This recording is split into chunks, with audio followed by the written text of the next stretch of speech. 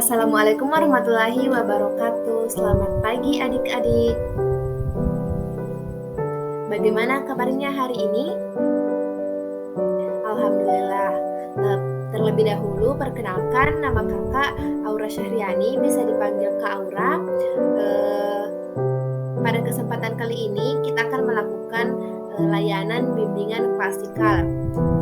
Sebelum kita memulai kegiatan pada hari ini, alangkah baiknya jika kita berdoa terlebih dahulu. Baiklah, kakak akan memimpin doanya. Berdoa menurut keyakinan masing-masing, berdoa dimulai. Selesai. Nah, pada kesempatan kali ini, topik yang akan kita bahas dalam layanan bimbingan klasikal ini yaitu kemana sih setelah lulus SMP? Nah, berhubung adik-adik telah berada di kelas 12, penting bagi adik-adik untuk memikirkan setelah lulus SMP, adik-adik ini mau lanjut kemana sih? Untuk itu, kita akan membahas topik itu pada layanan kali ini.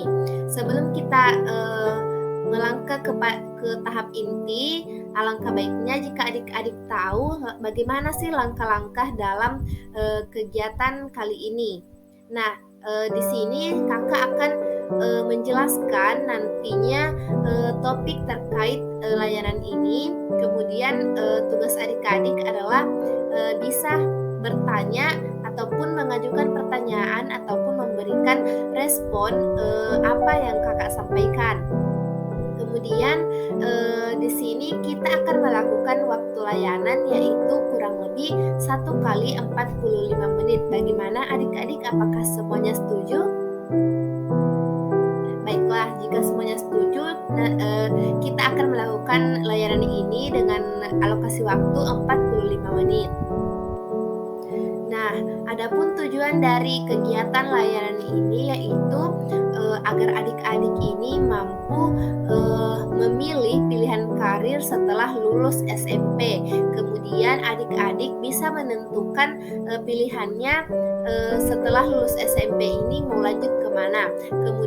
Kemudian adik-adik bisa merencanakan hal-hal yang harus disiapkan sebelum melanjutkan ke jenjang selanjutnya. Baiklah, sebelum kakak menjelaskan, mungkin dari adik-adik ada yang ingin memberikan ataupun memaparkan, mungkin ada yang sudah merencanakan setelah lulus SMP, saya ingin melanjutkan ke sini. Mungkin dari adik-adik ada yang ingin menceritakan apa-apa saja yang sudah dipersiapkan. Baiklah, jika tidak ada, kita akan membahas materi terkait kemana sih setelah lulus SMP. Mungkin adik-adik sudah siap menerima layanan ini dari kakak. Nah, adik-adik sudah menentukan cita-cita belum? Setelah lulus SMP mau lanjut kemana nih?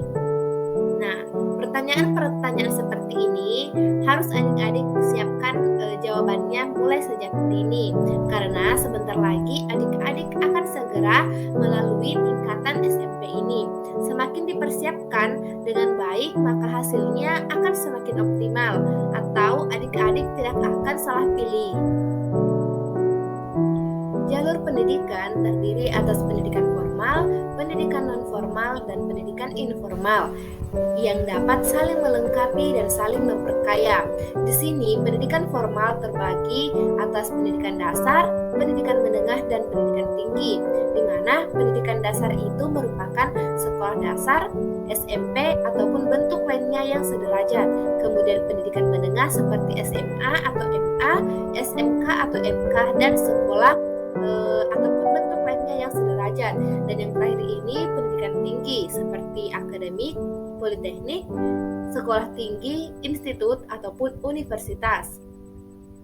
Jenis pendidikan ini mencakup pendidikan umum, kejuruan, akademik, profesi, vokasi, keagamaan, dan khusus. Sekarang, adik-adik tengah menyelesaikan pendidikan dasar yang diharapkan akan melanjutkan ke jenjang pendidikan yang lebih tinggi ataupun pendidikan menengah. Di sini adik-adik bisa melihat pada bagan di mana setelah lulus SMP ini ada beberapa pilihan, yaitu misalkan melanjutkan ke jenjang SMA ataupun MA ataupun melanjutkan ke jenjang SMK. Nah, di sini ada perbedaan antara SMA dan SMK. Nah, pada jenjang SMA ini dikelompokkan beberapa peminatan, di antaranya itu kelompok peminatan matematika dan ilmu alam yang biasa disingkat IPA ataupun MIPA, dan juga kemudian kelompok ilmu sosial atau disingkat sebagai IPS, dan yang terakhir itu kelompok ilmu bahasa dan budaya atau biasa disebut sebagai kelas bahasa. Nah, kalau di jenjang SMK ada beberapa bidang keahlian atau jurusan yang ada di SMK, misalkan yang pertama itu teknologi dan rekayasa, kemudian bisnis dan manajemen, kemudian kelas teknologi informasi dan komunikasi, kemudian kelas kesehatan, kemudian agrobisnis dan agroteknologi ataupun pertanian, kemudian seni dan kerajinan, kemudian pariwisata, dan kemudian perikanan dan kelautan. Nah, itulah tadi perbedaan jurusan dari SMA dan juga SMK. Nah, sebelum adik-adik memutuskan tujuan sekolah yang akan adik-adik pilih, yaitu bisa di SMK atau MA ataupun di SMK, sebaiknya adik-adik sebelum memilih jurusan harus betul-betul memahami ciri khas dari masing-masing sekolah, sehingga adik-adik bisa lebih yakin dan bisa merasa betah belajar di dalamnya, serta selalu termotivasi untuk selalu meningkatkan prestasi untuk menetapkan pilihan tersebut. Maka persiapkan segala sesuatunya dengan matang atau pertimbangkan kondisi sosial ekonomi keluarga, kemudian minat, bakat, dan prestasi serta cita-cita masa depan. Jangan menetapkan pilihan karena keterpaksaan atau hanya karena terpengaruh oleh teman ataupun tren. Nah, sampai di sini mungkin adik-adik bisa mengetahui hal-hal apa saja yang harus dipersiapkan sebelum memilih pilihan sekolah lanjutan. Di sini untuk meraih dan mewujudkan cita-cita di masa depan, adik-adik harus menyadari dari masa saat ini. Setelah adik-adik lulus dari tingkat pendidikan dasar atau SMP, sehingga adik-adik bisa sukses dan setidaknya adik-adik bisa menentukan setelah menempuh sekolah menengah pertama. Perhatikan sekolah lanjutan yang ingin adik-adik pilih. Nah, di sini terdapat 3 jalur yang dapat adik-adik tempuh setelah SMP, di mana yang pertama itu SMP, terus ke SMA, lalu perguruan tinggi, karena pengetahuan yang diberikan di SMA 90% dipersiapkan ke perguruan tinggi, setelah itu bekerja dan mengembangkan karir. Nah, pada jalur yang pertama ini, jika adik-adik sudah menentukan cita-citanya dan akan melanjutkan nantinya ke perguruan tinggi, tentu saja adik-adik bisa melewati jenjang SMA ini. Karena pada jenjang SMA ini segala sesuatunya itu dipersiapkan sebelum masuk ke perguruan tinggi. Di sini hal yang harus diperhatikan sebelum memilih jenjang ke perguruan tinggi, harus disiapkan betul bagaimana kondisi terutama sosial ekonomi keluarga, kemudian kemampuan, bakat, minat, dan juga fisik, mental, dan faktor-faktor pendukung lainnya. Nah, di sini terdapat tujuan dari pendidikan di SMA, di mana yang pertama itu meningkatkan pengetahuan siswa untuk melanjutkan pendidikan ke jenjang yang lebih tinggi dan untuk mengembangkan diri sejalan dengan perkembangan ilmu pengetahuan, teknologi, dan kesenian. Kemudian yang kedua, meningkatkan kemampuan siswa sebagai anggota masyarakat dan membangun sehubungan timbal balik dengan lingkungan sosial, budaya, dan alam sekitar. Nah, berdasarkan program sistem pengelolaannya di SMA ini yang ada di sekolah oleh pemerintah dan ada yang dikelola oleh swasta. yang dikelola oleh pemerintah ini disebut sebagai SMA ataupun MA negeri, dan yang dikelola oleh swasta ini disebut SMA ataupun MA swasta. Nah, berdasarkan peringkat prestasinya dahulu, stigmatisasi SMA negeri berbeda dengan SMA swasta. Bila mana adik-adik berminat untuk melanjutkan pendidikannya ke SMA, perhatikan kriterianya terlebih dahulu. Nah, adapun kriteria yang bisa adik-adik perhatikan itu seperti yang pertama itu berminat kepada SMA ataupun MA yang dipilih. Kemudian tanyakan dengan pilihan kedua orang tua apakah itu disetujui atau tidak.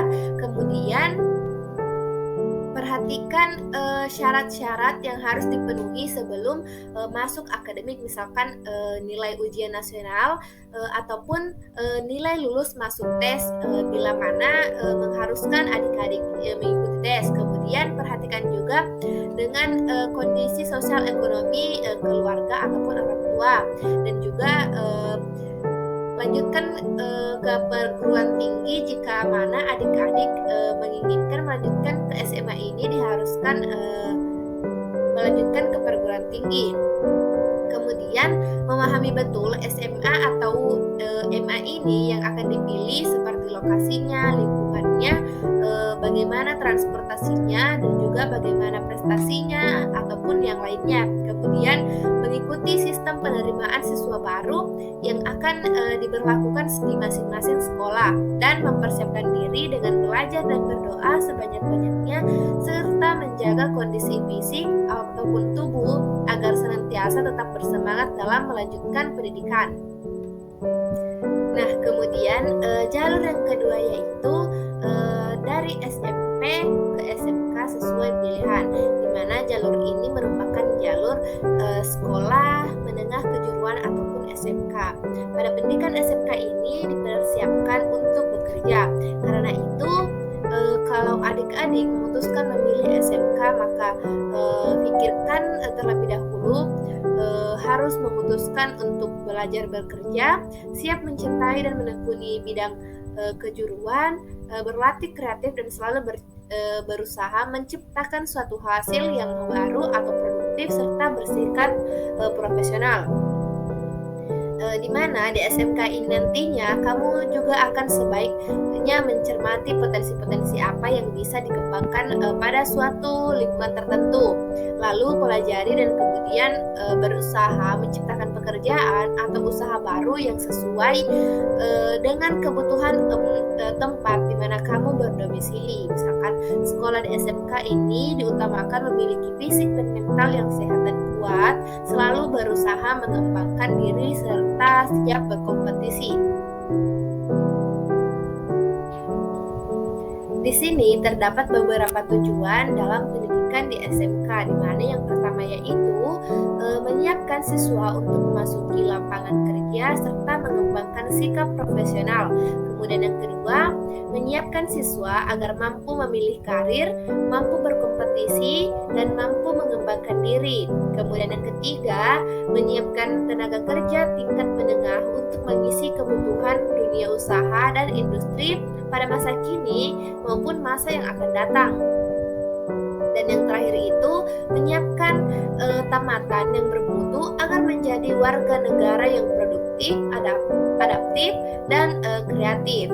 Nah, stakmur peserta sekolah menengah kejuruan ini berbeda dengan stakmur prestasi di SMA, di mana prestasi di SMK ini diukur berdasarkan yang pertama yaitu bursa kerja atau penempatan dan penyaluran tamatan, yang artinya sejauh mana tamatan SMK bisa diterima pada lapangan kerja sesuai dengan bidang keahliannya.